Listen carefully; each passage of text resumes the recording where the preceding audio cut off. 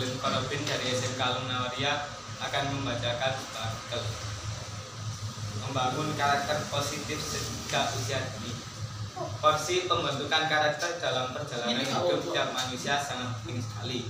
Membentuk karakter sejak dini akan sangat berpengaruh serta menentukan bagaimana kehidupan seseorang. Siapapun orangnya, apapun jenis pekerjaannya, jika punya karakter positif, pasti akan lebih baik dibanding mereka yang tidak punya karakter positif. Maka dari itu, membentuk karakter positif harus dimulai sejak usia dini agar bisa menjadi bekal ketika mengarungi perjalanan hidup yang sangat sulit. Karakter yang kuat, berani, dan tidak mudah menyerah akan sangat membantu siapapun dalam menjalani hidup.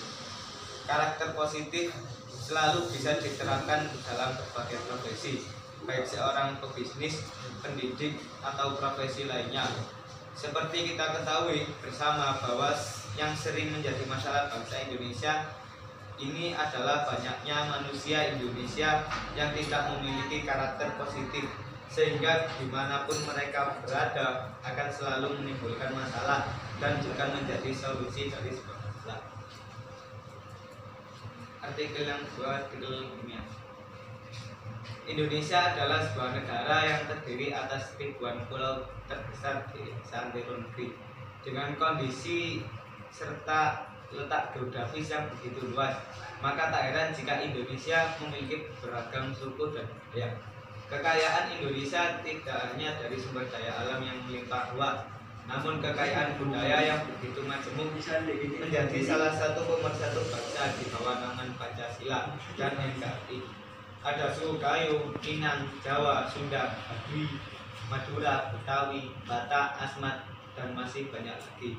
Suku lainnya yang tersebar di berbagai daerah. Maka dari itu kita sebagai warga negara Indonesia yang baik wajib saling menghormati setiap orang dari suku lainnya. Pasalnya, bisa jadi setiap suku memiliki kebudayaan yang berbeda dengan budaya suku kita, atau mungkin saja bertentangan dengan adat budaya suku kita. Namun kita harus menyadari dengan benar bahwa itulah salah satu kekayaan sesungguhnya dari bangsa Indonesia. Kita tidak boleh mencela adat suku lain hanya karena alam.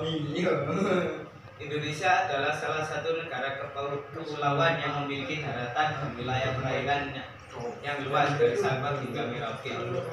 Daratan Indonesia yang berupa dataran tinggi, dataran rendah, gunung, dan pegunungan merupakan jenis dari kenampakan alam daratan. Kenampakan alam atau yang sering disebut sebagai bintang alam merupakan segala sesuatu yang ada di permukaan bumi, baik di darat dan di laut, yang terbentuk secara alami.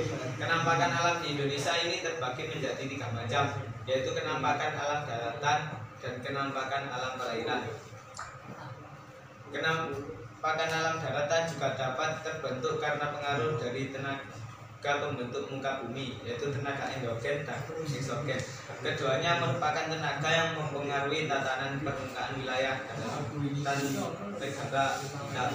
Untuk membahas detail tentang yang termasuk dalam penampakan alam daratan akan dijelaskan sebagai berikut. Dataran tinggi. Dataran tinggi atau plato adalah dataran luas yang berada di ketinggian antara 300 sampai 600 mdpl. Dikarenakan letaknya yang cukup tinggi, biasanya wilayah ini dikelilingi oleh perbukitan hijau yang luas serta lingkungan di sekitarnya terlihat. Wilayah dataran tinggi ini terbentuk karena adanya pengaruh dari erosi dan juga sedimentasi. Tidak hanya dipengaruhi oleh dua hal tersebut, akan tetapi dataran tinggi juga dapat terbentuk karena bekas kaldera yang tertimbun oleh material yang berasal dari lereng pegunungan di sekitarnya. Wilayahnya yang jauh dari keramaian serta lingkungannya yang asri ini menjadikan dataran tinggi biasanya dapat dijadikan sebagai objek pariwisata.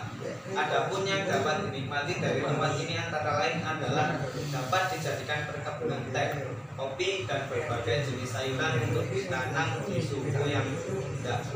Tidak hanya dimanfaatkan sebagai lahan pertanian, akan tetapi juga dapat dimanfaatkan untuk dibangun sebuah villa dengan menyajikan pemandangan alam di sekitarnya. Sekian dari saya. Assalamualaikum warahmatullahi wabarakatuh.